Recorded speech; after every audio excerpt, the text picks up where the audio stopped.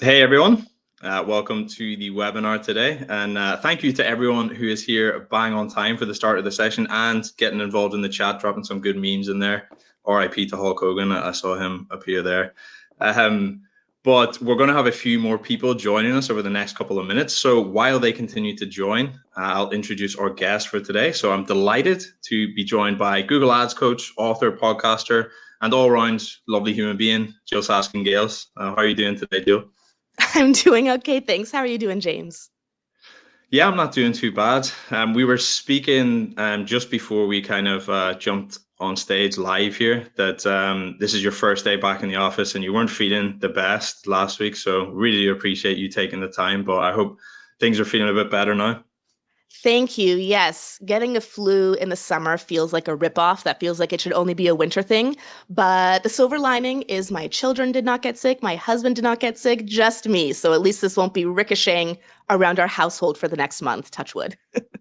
Nice. And we were actually speaking earlier in the week about another content project that we're working on at Lunio called the Paid Media News Show, which you kindly submitted some commentary to us. And it was about smart bidding exploration. So to everyone watching this, be on the lookout for our first episode of the Paid Media News Show, which will be coming out next week.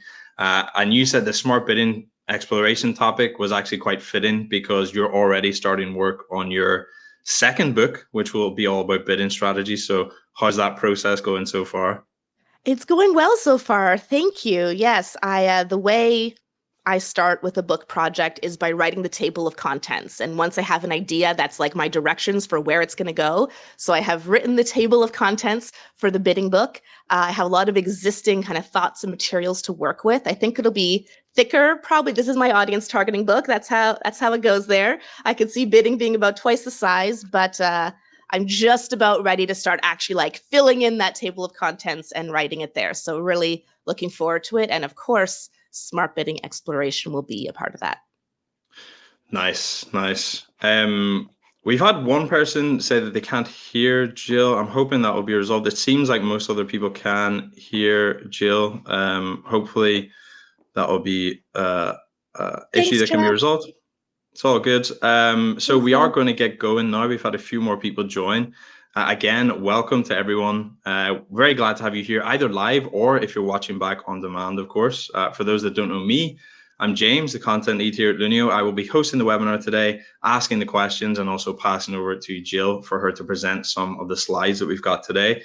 We're aiming for around 35 minutes to get through the content with some time left at the end for Q&A, which I'll say more about in just a second. But just a few other quick bits of housekeeping before we get into today's agenda. So we are recording the session today and it will be available to watch back on demand.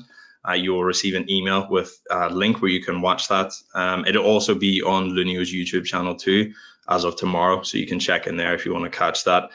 If you have any questions for Jyll about the content as we go through, you can pop them into the Q&A tab. We do have a dedicated Q&A tab, which you can see there. It's not the main chat, which people are talking in right now. You can see there's a docs tab and a Q&A tab there. So if you put your questions into the Q&A tab, it helps us keep them all in one place so the questions don't get buried and we can make sure that we can see all the questions at the end and get round to as many as we can. You also have the ability to upvote questions that you like yourself. So if there's a question that you'd particularly like to see an answer for, you can upvote questions that other people have asked too, and that's helpful for us to prioritize which ones to answer.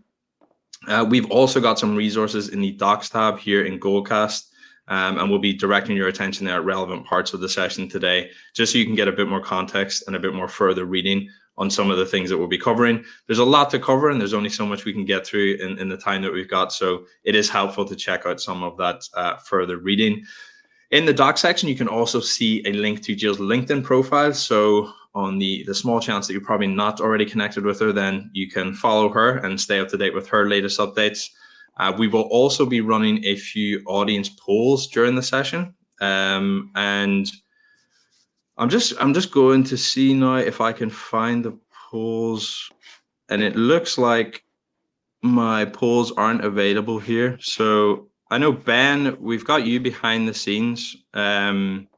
So if you're able to see why I can't see the polls, you can let me know. But for now, we're going to move on without the polls. So I'm just going to present our agenda slide and let people know the kind of main topics that we'll be covering today. So we have got 6 main points on the agenda, and I'm just going to run through those. So firstly, we'll look at what audience targeting really means in Google Ads today and how things have evolved over the past few years. Next, we'll do a whistle-stop tour through Google's different inbuilt segments and the kinds of data that you can also be using to support your targeting strategy. I will caveat that we don't have a huge amount of time to go through that, and there's a lot that you could dive into there. But Jyll has written some very helpful articles about affinity audiences, in-market segments, detailed demographics, and more. So if you do want to drill down into those Google-owned segments and your own data segments, then there's plenty of additional resources you can find in the Docs tab.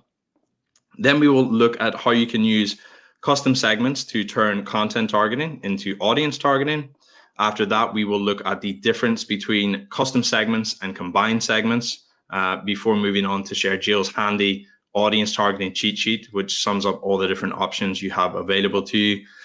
Next, Jyll will take us through how you can build a Google Ads strategy that goes beyond keyword targeting only with a helpful Venn diagram framework for ensuring your product or offer aligns up nicely with the audience you're putting it in front of. Then, as we move towards the end of the session, Jyll will talk us through what she means by non-linear targeting and how you can start to think outside the box and tap into audiences that your competitors are most likely overlooking. Then we'll do a quick recap of the key points and summaries from the session before we move on to the Q&A with Jyll, so you can ask her your own questions. Again, please put those questions into the Q&A tab, and also please upvote your favorite questions that have been asked. So that is everything on the agenda today. And before we get into the session, I just want to clearly this isn't my first time recording with Jyll. We have also recorded a podcast about AI Max not too long ago, which some of you may have seen. It is a really great episode. People really seem to find it useful. So if you are interested in AI Max and you're planning to experiment with it soon, you can scan the QR code on the slide here with your phone, and you can check that out after this session. We've also included a link to that in the Docs tab too. Obviously, I am biased, but I would say that if you find today's session useful, then do consider subscribing to our Paid Media Lab podcast on YouTube to catch all our latest interviews with brilliant guests like Jyll. And I also just want to give a shout out to Jill's own podcast, Inside Google Ads, which she's been publishing weekly for quite a while now, which is super impressive because I know all the work that goes into managing a kind of regular content cadence like that, and there is a lot to handle there. So super impressive, super useful. And if you're not already aware of Jill's Inside Google Ads podcast, I highly recommend checking that out. The episode that myself and Jyll recorded together about AI Max will actually be dropping in Jill's feed tomorrow. So if you missed that, you'll be able to get it in Jill's feed as well as the Lunio Paid Media Lab feed.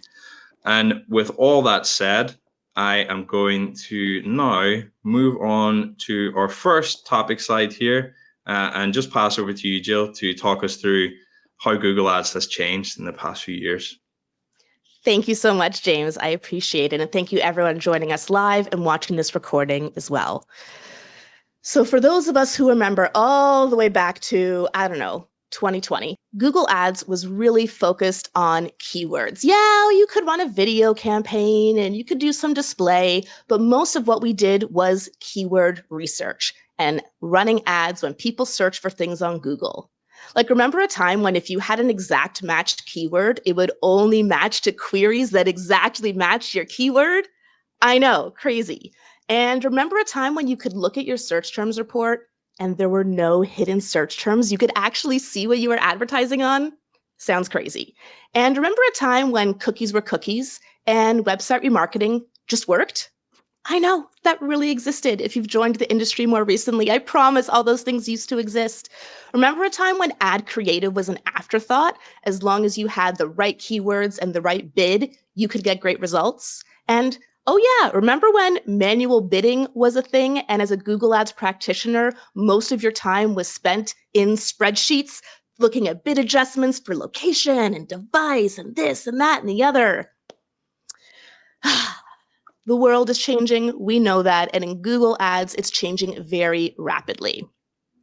fast forward to today in 2025, and we all know that Google Ads has evolved far beyond keywords. I mean, Performance Max. Need I say more? I will say more. It's not even a shiny new toy anymore. Performance Max is 3 years old. The newest campaign type in Google Ads is demand gen. And now, most of what we can do in Google Ads is focused on providing signals rather than true targeting. Like, okay, you can give a broad match keyword to your search campaign. That doesn't mean you're actually going to advertise on anything that has to do with your keyword, right? That keyword is more like a signal to tell Google the kinds of queries you want to advertise on. If you have a Performance Max campaign, you can add audience signals, but Google could say, I don't think so. I'm going to go target those people over here instead. And we have more audience targeting options than ever. Keyword list targeting now, like AI Max. Lots of other technical barriers like consent mode and enhanced conversions and OCT and server-side tracking. And now on the user side, AI mode. So there's a lot that's been going on. I know we can all relate to this. We have less control. We have less precision. We have less transparency. And yet, there are still so many ways that we can drive outstanding results for our own businesses or our clients' businesses through Google Ads. And so first, I want to focus on the various kinds of audience targeting you can use in Google Ads today to drive exceptional results. And then in the second half, we'll move into how to put these together. So there are 4 different kinds of audience segments you can leverage in Google Ads. You can use Google's data, your own data, custom data, and then automation. So first is these Google built-in audience segments. These have been around for quite some time. We have our detailed demographics, which is showing ads to people based on who they are, their relationship status, home ownership status, employment status, and things like that. We have our affinity segments, which is where you show ads to people based on their interests and hobbies. You know, does someone like world music or heavy metal? Is someone a luxury shopper or a value shopper? There's about 100 of these to choose from. Then we have our in-market segments where you can show ads to people based on the products or services they're currently researching. Super powerful, probably the most popular, I would say, of Google's audience segments. And so you can target your ads to people who are currently in the market for accounting software or SEO and SEM services or strollers or roofing services. And there's about 1,000 of these to choose from. And then last but not least, we have our life event segments where you can show ads to people who are going through a significant life change. There are about 12 of these life changes to choose from, whether it's college graduation, moving, getting a new pet, etc. So from Google's audience segments alone, this is a way that we can take all the data that Google knows about all of us and just check a box and boom, pick off the people who match exactly what your business is looking for. So that's the first kind, and a kind that pretty much any business could leverage, Google's built-in audiences.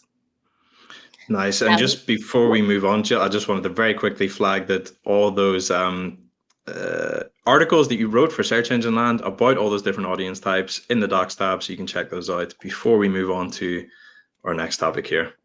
It's a great call out, Jane. So for each of those 4 types, I've written an article for Search Engine Land, and I have a video on their YouTube channel if you want to dive deeper into the capabilities and limitations of each of them. So that was our first category, audiences based on Google's data. The next category is audiences based on your data. This used to be called remarketing. Now Google uses the euphemism your data segments, but these are super powerful. And so again, there's 4 kinds of your data segments that you can use in Google Ads. Some that I'm sure you'll be very familiar with, and some that you actually might not be as familiar with. So the first, and I would say the most commonly used, is building a data segment based on your website data, website remarketing. So showing ads to anyone who's visited your website or anyone who's visited the pricing page, people who've abandoned cart, etc. And you can set that up through Google Tag Manager or GA4 or a few other methods, but those are the 2 most common ones. Next is your app data. If you have an app, then you can set up all kinds of different segments of, non-paying free tier users or people who've had your app for more than a year, etc. So really engaging with people who already have your app installed and are therefore likely to be your most loyal customers. I'm going to jump to the fourth for a moment because you've probably all heard of that one too.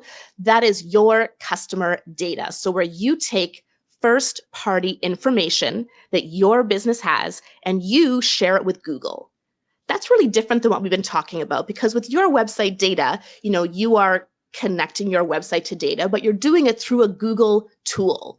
So even if you have a website remarketing list of 10,000 people, you as a business don't actually know who any of those 10,000 people are. If you want to reach them, you have to go through Google to do it.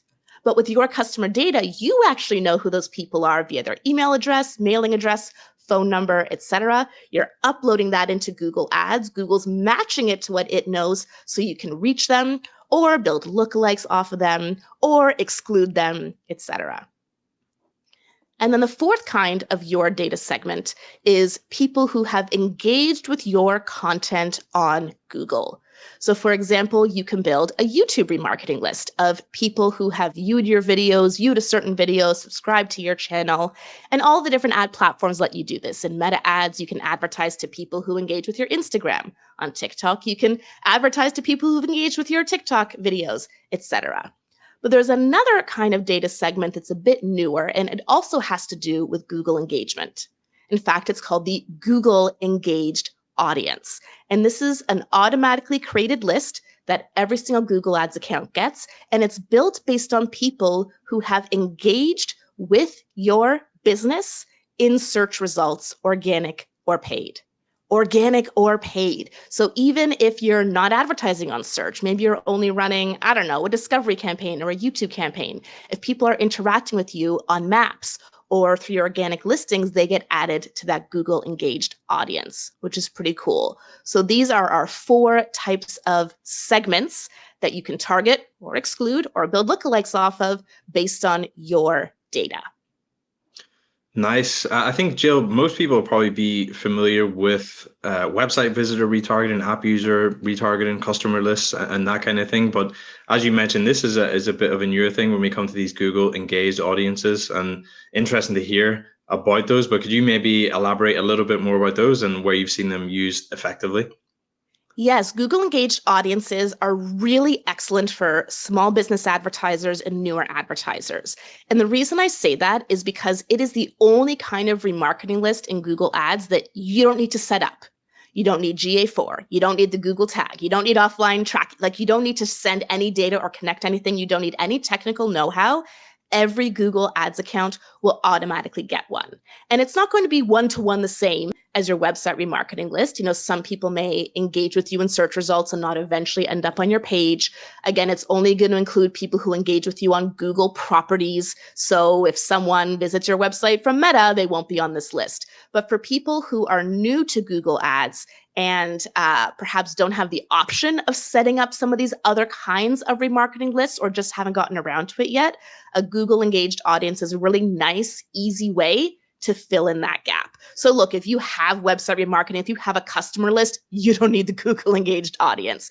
But if you're working with clients who are brand new to Google Ads, or if you yourself are newer to Google Ads, you just haven't figured out all that stuff yet, then it's a great starting point because it's super easy to use. Nice. So if we just move on here, I'm just going to quickly talk through specifying some kind of audiences you might want to not target. So as well as signaling who you should be targeting, your data can also be used to identify who not to target. And creating exclusion audiences can be a very powerful way to uplift campaign efficiency. For example, you might want to consider excluding anyone who's visited the careers page on your website, signaling that they are in the hunt for a job rather than to purchase your product. You might want to exclude your existing customers. You might want to exclude staff or employees. Of course, you can exclude certain geographic locations or regions if you only want your ads to be shown to people in a particular country. And you can also tighten up the efficiency by excluding your retargeting audiences from your non-retargeting campaigns. If you'd like more information about those different types of users and exclusions that you can make to improve efficiency, then we have written a blog about that, which is on the Lunio website. Again, that is linked in the docs tab. I've also included a link to a helpful video to the team, or sorry, it's from the team at Paid Media Pros. So shout out to those guys. They create a lot of super helpful content on YouTube.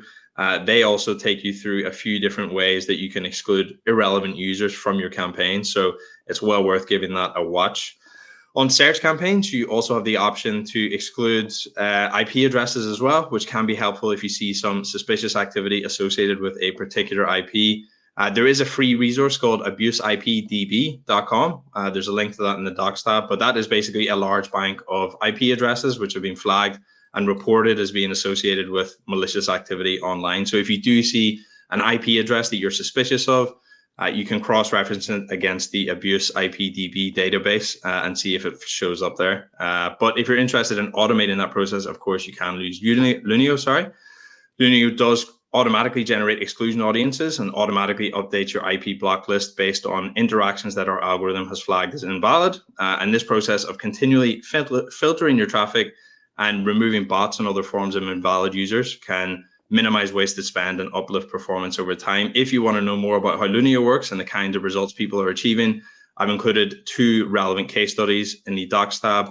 One of those is with the luxury jewelry retailer Graph, who used Lunio to reduce IVT rates on Google by more than 40%. And the other is from the home water filter supplier Culligan Harvey, who used Lunio to reduce their invalid traffic rate by 54% on Google, which led to a 10% improvement in MQL conversion rate when they compared pre and post implementation data.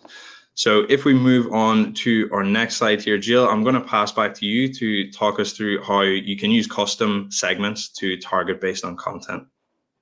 Thank you. And by the way, I completely agree. I actually didn't hear that before I was going to present, but it's true that exclusions can be just as important, if not more important, than when you include. I liken it to, a sculptor who starts with a piece of marble and they're chiseling away the parts they don't want there to reveal the sculpture at the end. So that's a great call out. Thank you, James.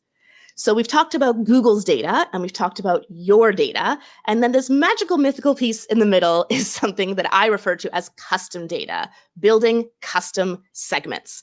Now, importantly, if you're like a Meta or LinkedIn ads practitioner, custom audience, not the same thing. Over there, a custom audience means remarketing. But here in Google Ads and Microsoft Ads, custom segment means something different. A custom segment is where you can build your own audience based on what Google knows about people. So it's taking Google's data, but then you get to slice it and dice it in a way that's uniquely powerful to your business. And you can do that in 4 ways. You can show ads to people based on things they've searched for on Google. You can show ads to people based on their interests. You can show ads to people based on the types of websites they visit and based on the types of apps they use. And so that's why I say, and I've never heard anyone else explain it this way before, but a custom segment is a way to turn content targeting into audience targeting. Because today we're focused on audiences, but content targeting is where you can target based on the content people are engaging with through keywords, topics, or placements. So let's look at that for a sec. With content targeting, you can target based on keywords, what people are searching for. In a custom segment, you can target people who have searched for certain things, right? Then in content targeting, you can target based on topics, the topics of the kinds of websites and apps people are using. And then here in a custom segment, you can target people based on things they're interested in, the kinds of topics they're interested in. And last but not least, with content targeting, you can target specific placements, specific websites or apps. You can put ads there. In custom segments, you can show ads to people who have visited certain websites or apps. So if you do have any kind of content targeting strategy already and you have not yet tested custom segments, you are missing out, because this is a great way to take those content engagement factors and turn them into powerful audiences you can target. So that is my favorite kind of audience in Google Ads. I will say there have been some changes to custom segments recently. So depending what campaign type you're in, these may be called custom interests or custom search terms, but it's all the same functionality. And then last but not least, on the next slide, we have our combined segments. So I also consider this custom data because, again, you're taking various audiences and slicing and dicing them in a way that's unique to your business. Combined segments in Google Ads is the way that you can stack or layer audiences together. So for example, I want to reach people who are outdoor enthusiasts and people who are in market for a car purchase. By using a combined audience, you're only going to target that intersection. So it's a way to create much more narrow audiences. However, big however here, as of right now, you can only use combined segments in display and in search. That's it. You used to be able to use combined segments in video, not anymore.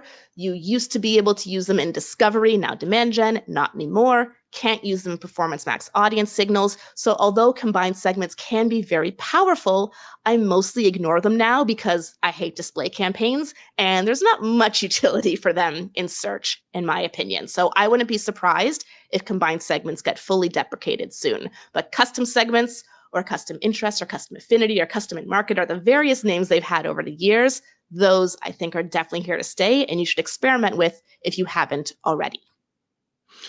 Nice. So here is my handy dandy audience targeting cheat sheet. This is adapted from my book, Inside Google Ads, Everything You Need to Know About Audience Targeting. So feel free to screenshot, whatever you like, but these are the various kinds of audiences that you can use in Google Ads. So I actually have this up on my wall right here, so that when I'm on a call with a coaching client and we're talking about their strategy, I can quickly go down, okay, detailed, affinity, etc. So we have Google's data, your data, custom data, and then the fourth bucket, which for time purposes we didn't dive into today, all the automated and AI-driven features you can also use for audience targeting in Google Ads. Nice. Before we move on to the next part of the presentation, Jyll, I just wanted to touch on one of those things that we haven't really covered much today in that automation segment. And you touched on it in your introduction about audience signals and the kind of idea that the algorithm might look at your signals and go, okay, I'm just going to disregard those signals. And I think better performance can be achieved here. And I'm going to chase these users instead. Is there anything you would say about creating audience signals that are more likely to be given credence or paid attention to by the algorithm, or is it really hard to know which signals are going to be effective and which aren't? I think audience signals and search themes are pretty useless. Brilliant on Google's part, but as a practitioner, like I use them, but I don't think they have much impact because with an audience signal and a search theme is like an audience signal. The difference is with an audience signal, you give Google audiences that you say, here's what I think will work well. With search themes, you give Google specific searches, queries that you think will work well. Google will consider that, but at the end of the day, your Performance Max campaign wants to achieve your goal as defined by your bid strategy. And I use that language very carefully because your real life business goal may not be the same as the goal as defined by your bid strategy. So for example, if you have a maximize conversions bid strategy, that tells Performance Max to spend your budget to get you as many conversions as possible. And if you have a lead form on your page with no spam protections in place, guess what? You're going to be full of spam leads, which does not meet your business goals, but that's not PMax not working. That is PMax doing exactly what you told it to. Get me as many conversions as possible, where a conversion means someone submitting this form, boom, it's going to do that really well. And to do that, probably not targeting the audiences or search themes that you chose. So a bit of a tangent there, my apologies. But with your audience signals and search themes, you can absolutely tell it what you think. But once your PMax has been running for a few weeks, you can check your Insights tab. On the left, you go Insights and Reports Insights, scroll down a bunch, and you'll see the Audience Insights box. And there, PMax will show you what audiences and what demographics it's optimizing towards. And if they were included in your audience signal, it'll say signal. If they weren't included, it'll just say optimized, we're doing this anyway, because all it cares about is achieving that bid strategy goal, regardless of what you did. So if it makes you feel better, include them. Again, I include them just to feel safe, but like even if you don't add your customer list to an audience signal, it's still going to be used as long as it exists in your account because smart bidding strategies use customer lists as one of their many signals. So feel free to use those signals if you like, but I wouldn't spend too much time or energy on them, and I wouldn't bother revisiting them once your campaign is already launched. Nice. Thanks for that, Jill. So we will now, I'm going to move on to our next slide and just pass back to you to present this kind of Venn diagram framework that they'll progress through over the next couple of slides. Yeah, this is something that was a big aha moment for me as I was writing my book. And so I love to share it now because there's all these different audiences to choose from. And that's great. So, like, how do we choose? And more importantly, how does that actually help us achieve our goals of reaching our target customers? So, what this actually comes back to is marketing 101. So, before we start building out what our targeting strategy is going to look like, you need to be able to answer two things very clearly. What is your offer, and who is your audience? And again, I know that sounds basic, but I would say more than 90% of the Google Ads accounts I see, the business owner or agency or freelancer does not have a good, clear answer to these questions, which is why the targeting strategy is not working. So how can I sell offer? An example of an offer could be Google Ads courses. It could be cybersecurity software. It could be plumbing services, right? But like, what's the thing you sell? And that's usually where keywords go, right? People searching for the offer. But that's just one part of it, the offer that people are looking for. The other part of it is the audience that you're looking to reach. And so, as an example, in my own business, where I'm a Google Ads coach and I offer Google Ads training, one of my audiences is small business owners who've never used Google Ads before and want to get started. Another one of my audience is people who are the head of paid search at an agency and want to have someone they can consult with so they can continue to upskill. Those are two very different target audiences. My offer is a fit for both of them, but I will reach those two audiences through very different means, and my messaging will have to be very different for each of them, even if the offer is ultimately the same. And so that's another place I think people mess up a lot. When you're going through and building a targeting strategy, pick one of your audiences, build a strategy around them. And then if you have a second, a third, a fourth potential target audience you want to reach, they each need to have their own separate strategy. So let's go through a practical example here with a real life startup that I consulted with a few years ago. So let's say that your offer is you're launching an authentic Indian food delivery service in Toronto. And so let's say the people you want to reach are people who live in Toronto but are from India. Either like they physically moved here from India, or maybe their parents or grandparents did. For those who are not Torontonian, you may not know, we have a very large Indian diaspora in Toronto, which means we get great Indian food. But importantly, the point here is that this is not the kind of Indian food that's like, oh, tikka masala, it's Indian. Like, this is authentic Indian food. They're offering, tiffins and different dishes that would not be in the sort of like Anglo-sized Indian restaurant we have here. So they wanted to make sure that they could reach not just anyone searching for Indian food, which is where they started on the left-hand side, but like, how do we use Google Ads to reach people who are Indian who live in Toronto? And the reason I think this makes such a great example is because, for very good reason, you cannot target people based on race, nationality, sexual orientation, and a variety of other things that Google considers sensitive interest category. There is no box to tick for Indian, right? There's just not. But that doesn't mean that we can't reach people in Toronto who are from India. What we need to do is employ what I call a non-linear strategy. And this is where instead of saying, okay, I want to reach people who are Indian, there's no audience for people who are Indian, I can't reach them. False. Instead, we say, I want to reach people who are Indian. What else do I know about my audience besides the fact that they have Indian heritage? What else about them? Let's look 360 degrees around my target audience. What else might we know? And you can do this for both sides of your Venn diagram. So let's start with people in Toronto from India. What options do we have available to us? Well, I went audience hunting like I always do, consulting my cheat sheet. And first I noticed there's an affinity segment for fans of South Asian film. Now look, is every single person in Toronto who is a fan of South Asian film going to be from India? No, but a lot of them are going to be. A lot of them are going to be. That's a really good indicator. Like, I occasionally like to go see a Bollywood film, but I probably would not be on this affinity segment because I maybe see one every 3 years. So this is one nonlinear way we can say, well, this audience we're trying to reach is likely interested in South Asian film. We could target that to reach them. Or another one I looked at, we have in-market audiences for trips to all kinds of places. You can target people in market for a trip to India. And then underneath that, it's people in market for a trip to 11 different cities within India.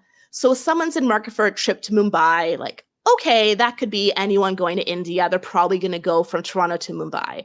But if someone is in market for a trip to Ahmedabad, that's a city I personally had never heard of in India, I'm going to bet that that's someone who has strong cultural ties to India if they're going to travel there from Toronto. And then the third example is, of course, using custom segments. So I thought, okay, if someone is living in Toronto and they have strong cultural ties to India, I think it's likely that they're going to be consuming Indian news, whether that's like the daily, Indian news, or maybe it's news about Indian culture, Indian music, Indian film, Indian celebrities. So I'm going to go to Google or ask ChatGPT, what are some of the top websites and top news sites in India, add those to my custom segment, and then target that to people in Toronto. Because if someone in Toronto is visiting those sites, again, they're very likely from India or have strong ties to India. And again, these are the three audiences I came up with 5 minutes of thinking on this topic. If this were your business or your client's business, you could do a lot more in-depth audience research to find all the different nonlinear ways to reach people in Toronto from India. But it's not just the audience side, even for the offer side of people looking for authentic Indian food delivery. Yes, we can achieve that with keywords. How else might we achieve that? And so firstly, there's an in-market for restaurant delivery and takeout. Is that Indian specifically? No, but everyone who wants Indian food delivery would be contained on that broader restaurant delivery audience. So if we target that audience and then our ad creative is really specific to the kinds of unique, authentic Indian dishes we have, that could be super powerful. Again, custom segments I lean to heavily here. Of course, any of the top search terms or top keywords we want to use in search, we could add to a custom segment to reach those same people as they're doing other things online. And then another way is to, let's say that our restaurant is going to be on like a few of the different delivery apps. So we could build a custom segment of people who use apps like Uber Eats, Deliveroo, Skip the Dishes, etc. So we know it's someone who's likely to be able to order from us because they have one of those apps installed. And then again, make sure that the creative does the job of narrowing from food delivery to Indian food delivery. So these are just some examples of how by employing this nonlinear approach, you can make the seemingly impossible possible, and you can find additional ways to increase your reach and find people who would be very interested in your offer, even if they're not actively searching for it right in this moment. Nice, thanks for that, Jill. And in the interest of time, I'll keep this quite brief. But again, like I sound like a broken record referring to the Docs tab, but there is another helpful resource in the Docs tab, which Jill has written, which kind of lays out her philosophy and thinking behind this kind of nonlinear targeting in more detail. So I highly recommend you go and check that out. But basically, to reiterate what Jill was just saying, it really is worth setting aside some time to sit down, think through this, brainstorm all the different ways you might be able to reach those ideal audiences based on the kinds of things they're searching for, the apps they're using, the content they might consume. And I think with a little bit of creativity there, you can find so many ways to connect with your ideal customers on Google Ads. And of course, that's going to give you an advantage over competitors who aren't doing that kind of non-linear targeting. So there's a lot to explore and dive into there. But for now, we will move on to the next slide. And Jill, I'll pass back to you to kind of take us through this summary of a lot of what we just covered there in non-linear targeting. Definitely. So my takeaway here, should you throw keywords to the side and leave search? No, search is still powerful, okay? Search is really changing and reaching our target customer wherever they may be online. There's so many more ways to do that than there used to be. So when you want to build a Google Ads strategy that goes beyond just keywords, first, clearly lay out exactly who it is you want to reach. What is your offer? What is your audience? Let's work to find those magic customers that sit in the middle. Then spend time researching and brainstorming all the ways to reach them, all the audience targeting ways, which we touched on today, all the content targeting ways, which for time we did not touch on today. And remember to lean into non-linear targeting to find the non-obvious ways to reach that target audience, especially if you operate in a very competitive space, in a sensitive interest category, or somewhere else where you have targeting restrictions. And then the last but not least thing I want to say is you really need to make sure for any of this to work that you craft messaging that appeals to your target audience, but just as importantly, doesn't appeal to your not target audience. So for example, with the Indian food delivery app I mentioned, maybe they would target everyone in Toronto in market for restaurant delivery and takeout, but then the ad itself should have Hindi writing on it. And that way, it's not going to appeal to me, and that's okay. I'm not the target customer. But if their target customer is likely to understand Hindi, then the ad creative itself becomes that narrow, precise filtering mechanism that we used to have in Google Ads, but just don't have in the same way anymore. So ensure that whether it's your text, image, or video ads, that it appeals to your target audience, but just as importantly, does not appeal to your not target audience. That's how you're going to find success with this strategy. Nice. Thank you, Jyll. So before we close out the content and we move on to the Q&A session, just shout out to Ben, who is managing the live chat here for us. And yeah, just to reiterate Ben's reminder, if there are questions in the Q&A tab that you are interested in hearing an answer to, please do upvote those questions, as we'll use that to kind of prioritize the list at the end as we go through. There is also a QR code here if you'd like to grab a copy of Jyll's book, which dives into audience targeting in much more depth. So if you find today's session useful and you're keen to try out some of these approaches yourself, yes, Jyll's got it there herself, hard copy. I've got one here. Unfortunately, it's not to hand. It's there on the bookshelf, but it is in my house. Well worth grabbing a copy if you want to take your audience targeting strategy to the next level. We've got a recap of the kind of main points that we touched on today. In terms of looking beyond keywords, using a variety of different audience types, custom segments, clearly defining your offer and audience. And as Jyll just gave us the recap on non-linear targeting. And again, there's the full article that she's written on non-linear targeting, which I recommend checking out. But Jyll, before we kind of close and move on to the Q&A, is there anything else that you want to leave people with in terms of insights, tips, or takeaways before we wrap up? I think we've covered it here. I'm really excited to look at your questions and see what we can clarify or expand on for you today. Sounds good. So now I am just going to get our Q&A tab up here, and I'm going to filter these. So we have, it looks like I'm unable to show these questions on screen. So I'm just going to read them to you if that's okay, Jyll, from here. So I have a question, first of all, from Kirsty. So she says, I've always thought it best to add on these audience signals as observation audiences for search so that I don't narrow my audience too much. Jyll, are you suggesting that this is not very effective as the algorithm will likely ignore this and that I should rather use the straight targeting option for search? Thank you for this question, Kirsty. So we're conflating two things here. So one is the option to add audiences on observation to a campaign. And you can do that in search and shopping and display, but not really a use case for it there. And so that's not an audience signal. When you add an audience on observation, it just means your campaign is going to keep doing what it was doing. But if the user that impression, click, etc., came from matches one of your audiences, it collects data, but it has no impact on your actual targeting or performance. Versus if you target an audience in search or shopping or any campaign type except PMAX, then it means you explicitly only want to show ads to that audience. So in search, that would mean they would have to meet your keyword requirements and also meet the audience requirements to show an ad. So this is a great tactic I highly recommend. What I recommend you do if you're thinking of targeting audiences in search is to first add them on observation. And two important tips for you. One, don't add like 100 audiences on observation. You're just not going to gather useful data. Add 5 to 10 audiences on observation and pick the most narrow one possible. So don't do in market for travel. Pick like in market for trips to Los Angeles or whichever one is most specific to you. Second tip for that when you're observing audiences in search is observe a few audiences you think will work well and a few audiences you think won't work well. Right? And then if you're proved right about the ones that don't work well, you can exclude them. If you're proved right about the ones that do work well, then you can use that in other campaigns to target. You can expand your keyword list, lots of different ways to use them. But don't just think about what do I think my best audiences are. Think also about what audiences do I think are not my target audience, and then you can potentially exclude them. Only in search. For whatever reason, you can't exclude audiences from shopping campaigns.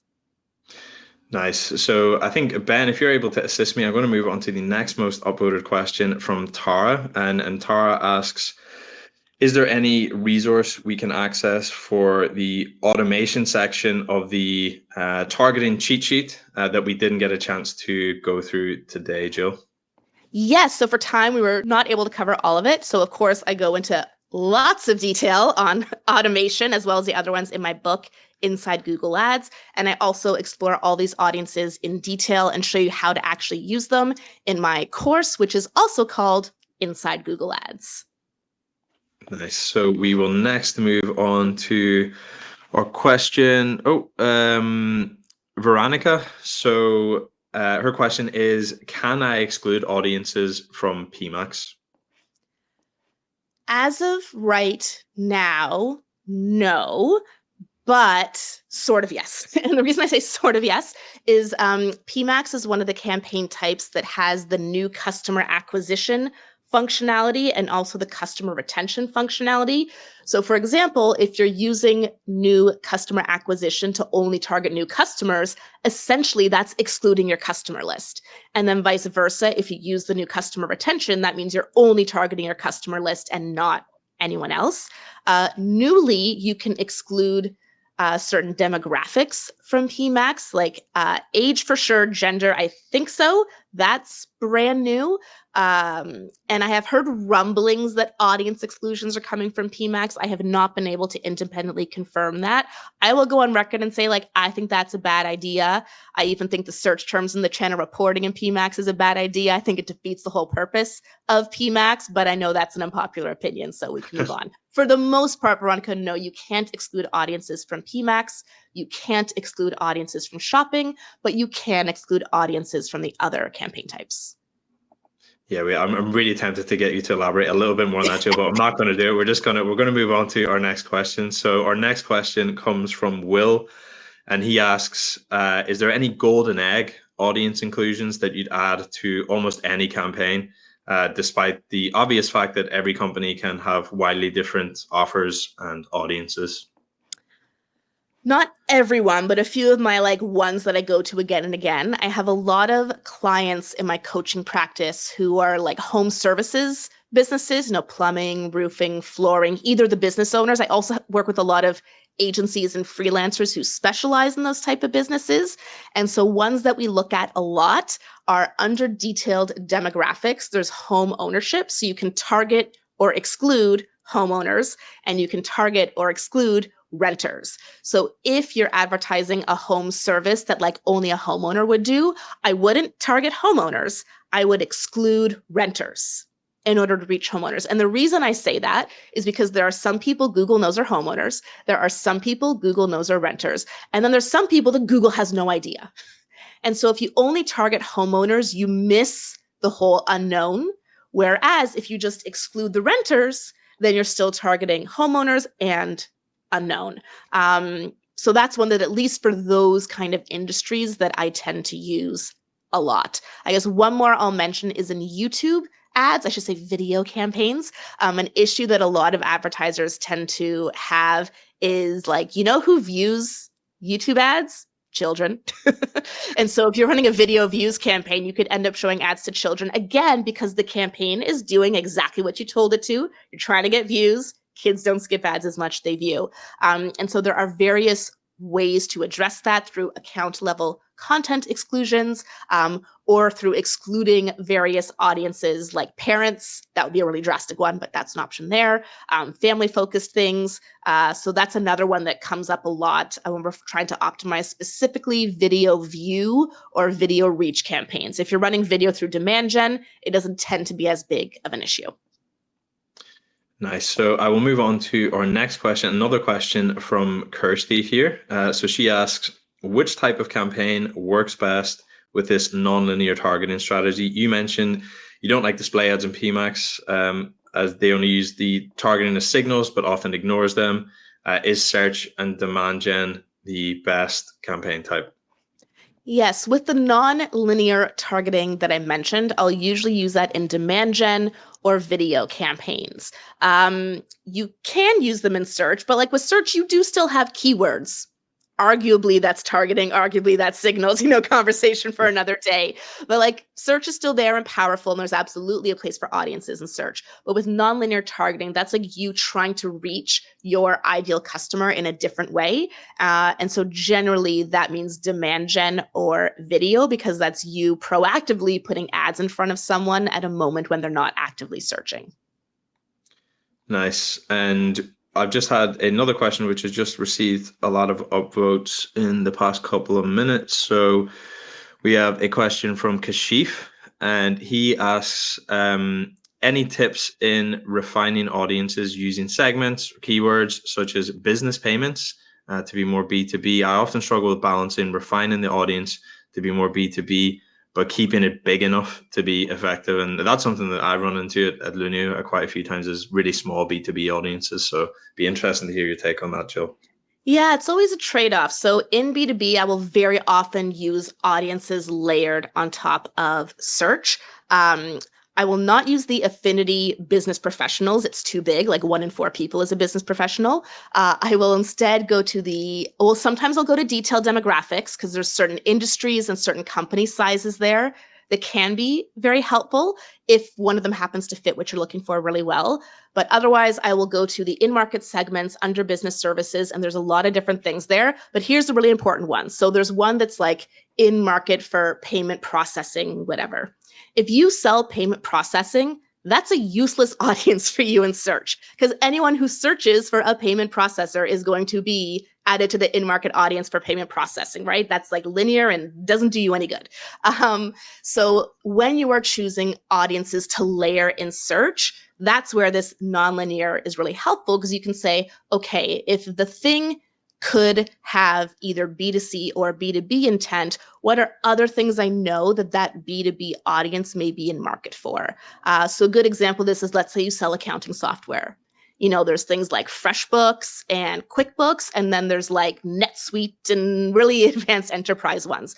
So if you're trying to reach enterprise, you can think about, okay, what else would my target customer who would be researching and buying enterprise accounting software be in market for? And so maybe it's things like in market for office supplies, in market for commercial loans or commercial properties, in market for event planning. Like, look at those other business audiences that intersect with the thing you sell, rather than just picking the thing you sell. If it's demand gen video, then sure, target, in market for accounting software, in market for payment processing. But for search, you want to think nonlinear, kind of zig to the side to help with narrowing down.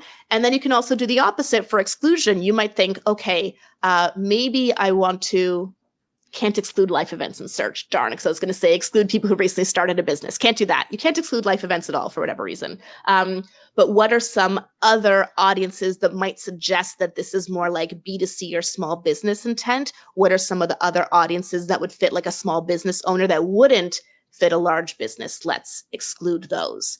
So it definitely takes some just like sitting down and thinking about it and researching to help you do that refinement. But it's well worth it.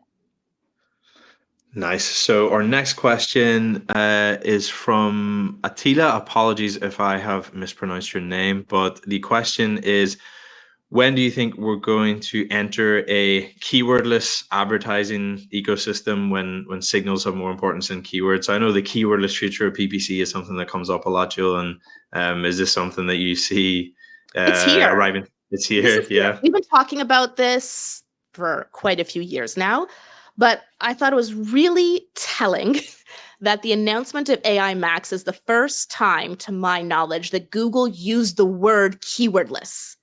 Like they didn't talk about it that way beforehand. Now it's keywordless, keywordless, keywordless. But again, like if you've used an exact match keyword in 2025, it works like broad match did in 2020. So that's why I say jokingly, but also not jokingly, keywords are already signals and not true targeting. They're becoming looser and looser. And now with moving more towards broad match and going even further than that into AI Max, that's only accelerating. So when are we going to enter keywordless? We've entered, we're in it, which is why a keyword alone cannot be relied on to drive your Google ad strategy forward. Nice. It's still So great, but it can't be relied on alone. good point. Good point. So we've got through all our upvoted questions now. We have time for a couple more questions, so I'm just gonna move on to next question from Darren. So Darren asks, do you have any tips for seeing volumes on search demand when going with targeting over observation? I think what Dara means is when you switch from just observing audiences to targeting audiences, it's almost like a combined segment in a way, in that it really narrows down your reach. So starting with observation should give you an idea, because it's like if you had been on targeting, then that observation line of your data is all you would have gotten. So it's really going to shrink. And when you do that, like your CPCs will probably go up, your search impression share will skyrocket, your CTR hopefully will go up, and conversion rate hopefully will go up for a bit, but like it's more expensive to target more niche things. So tips for seeing demand would be just to test an observation first. And then if you are going to target, keep in mind like your reach is going to go way down. Is that worth it to you? For some businesses, it is worth it. For some, it's not. Nice. And if I just look through the next questions, we have a question here from Sebastian, and Sebastian asks, if I've got a new account, does it make more sense to run PMAX or demand gen? And I guess there's a lot of it depends there, but I like to say it depends, but or like it depends. And so if you have a brand new account, I probably would not launch PMAX on day one. In a new account, you want to make sure your conversion tracking is set up correctly. You want to make sure that your audiences, like your data segments, are set up correctly. You want to make sure that people want what you're selling. Like just because you're running ads to your website, it doesn't mean you're actually going to get customers. I say Google Ads is 20% of the equation. Your landing page and your offer is 80% of the equation. So usually I will recommend starting with search. For most businesses, that's what makes sense. Between PMAX and demand gen, I would choose demand gen first, probably. And once you've proven those things out, your conversion tracking works, you have a good conversion rate, people want what you offer, Google understands your business, is placing you in the right places, then I would consider testing PMAX next. nice. So I'm going to move on to our final question, and big thank you to everyone who submitted all the questions today, and big thanks to you, Jyll, for giving so many great responses to all the questions that we've had through. So our final question comes from Kian, who I can only assume from his name, he's a fellow Irishman, so shout out to Kian. But he asked the question, so what would you say would be the best way to decrease the likelihood of the wrong or unqualified audience from seeing your ads? Creative. Your creative itself. And I know the people on the meta side of the house have been saying this for years, so I 100% stole it from them. But I call it creative-led targeting. If you have an ad that very clearly appeals to your target audience and doesn't appeal to your not target audience, you could launch on optimized targeting. On day one, is it going to drive good results? No. On day 4, is it going to drive good results? Probably not. But Google will learn who interacts with that ad and who doesn't, and take it from there. So I would say, like, even though I wrote a whole book about audience targeting and I talk about this topic all the time, I actually am coming around to the hypothesis that your creative is actually more important than your targeting. Perfect targeting with bad creative won't work. Great creative with no targeting can work. So that's my working hypothesis right now. Yeah. So best way to decrease the likelihood of unqualified audience is ensuring your ad creative is spot on with your ideal audience. Nice. Thank you so much, Jyll. We're going to leave it there for questions. Ben, we're okay to close down the Q&A, and we will wrap it up there so we don't run over time for too much. We've done very well, though. We're bang on time. But again, big thanks to Jyll for joining us today and giving us all plenty of food for thought there. Always a pleasure to speak with you, Jyll. Before we go, is there anything else that you'd like to mention or point people towards before we wrap up? Sure. Thanks so much for having me, James. Thank you to everyone joining us here live today and on the recording. If you would like to learn more about how to work with me, buy my book, etc., you can find all of that at jyll.ca. That's JYLL.ca. Nice. Likewise, if you have any questions for us at Lunio, you can contact us directly via hello@lunio.ai, and we'll be happy to help you there. As I mentioned before, if you're interested in getting a demo of Lunio to see how it can automatically build out your IP block lists and exclusion audiences full of users that have been marked as invalid, then you just need to click on the link in the docs tab. And lastly, big thanks to everyone for tuning in, submitting questions, upvoting questions. Thank you for tuning in live or if you're watching back on demand. Hope to see you again at our next webinar. But for now, take care, everyone, and all the best with your audience targeting strategies.